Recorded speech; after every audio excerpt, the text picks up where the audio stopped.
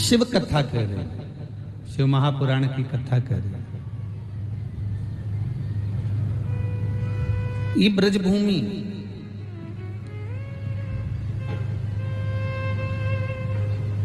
कोई कहे कि हमारे कान्हा की है, कोई कहे हमारे राम की है, कोई कहे हमारी इनकी है, कोई कहे उनकी है, पर ये ब्रजभूमि जिसका निर्णय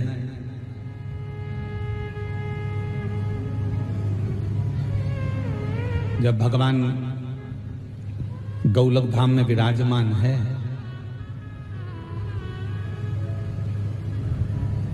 और गौलक धाम में जब मेरे ठाकुर जी विराज रहे हैं, आनंद के साथ झूले में झूल रहे हैं, राधा रानी उनके नजदीक में जब विराजमान है और संपूर्ण देवता, सारे 33 कोटि देवी देवता जितने भी हैं, सब गोकुल सुंदर गौलक धाम में पहुंचे हैं। सारे देवता गोलक धाम में, और गोलक धाम में जाकर सबने एक निर्णय लिया कि भगवान कृष्ण का द्वापर में जो अवतार होने वाला है वो कहां हो, किस धरा पर हो, किस भूमि पर हो।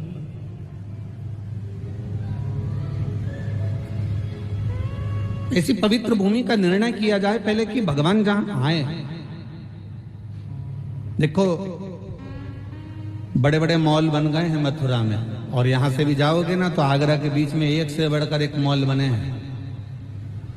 पर जितने भी मॉल बने हैं ना, खरीदारी के लिए बने हैं, उसमें कपड़ा मिल सकता है, सोना चांदी मिल सकता है, किराने का सामान मिल सकता है, बेडशीट मिल सकती है।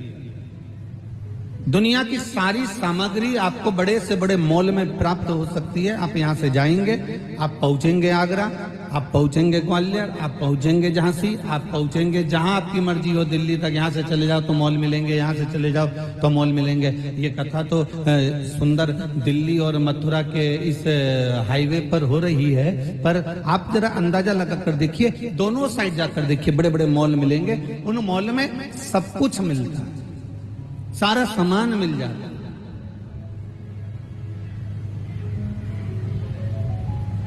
मॉल के अंदर आपको सारी वस्तुएं प्राप्त हो जाती है, सारा सामान प्राप्त हो जाता है, पर मॉल के अंदर संस्कार प्राप्त नहीं हो पाते। संस्कार के लिए आपके घर का माहौल की जरूरत पड़ती है, मॉल की जरूरत नहीं पड़ती। अच्छे संस्कार के लिए, अच्छी आनंदता के लिए, बच्चों को विद्वान बनाने के लिए, बच्चों की विद्वत्ता के लिए एक मॉल की जरूरत नहीं है कि मॉल में जाओगे तो वहां संस्कार मिल जाएगा। मॉल के अंदर जाओगे तो कुछ प्राप्त हो जाएगा। मॉल के अंदर वस्तु मिल सकती है, मॉल के अंदर सामग्री मिल सकती है, मॉल के अंदर आपको कपड़े, वस्त्र, आभूषण, रतन, माणिक, मोती सब प्राप्त हो सकता है, पर संस्कार नहीं मिल सकता।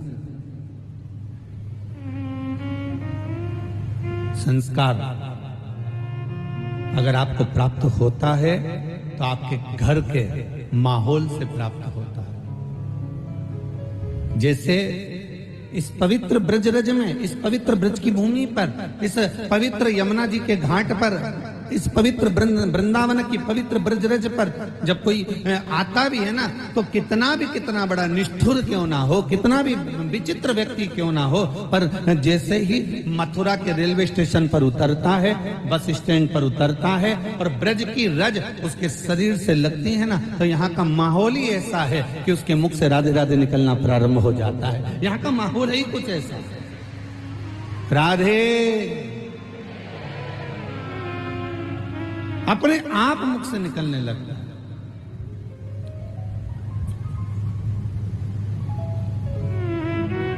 अब कोई कहे नहीं साहब, हम राम जी वाले हैं, हम राधा नहीं बोलेंगे।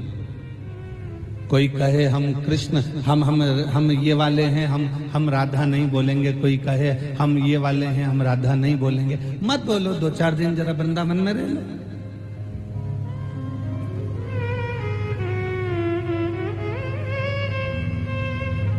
जैसे पोलियो की दवा मिलती है और उससे पोलियो मिट जाता है, उसी तरह ब्रज की धरा पर ये ब्रज की जो रज है, ये वो दवा है जिससे मेरा कन्हैया मिल जाता है। ये दवा है, ये औषधि प्राप्त हो जाए। और कितना कितना सुंदर ये ब्रज की धरा, जहां स्वयं सारे देवता मिलकर सुंदर गौलोक धाम में आनंद के साथ, जहां भगवान कृष्ण विराजे हुए हैं झूले के अंदर, राधा जी उनके साथ बैठी हुई हैं, और बड़े आनंद के साथ वहां पहुंचकर, बड़े आनंद के साथ वहां जाकर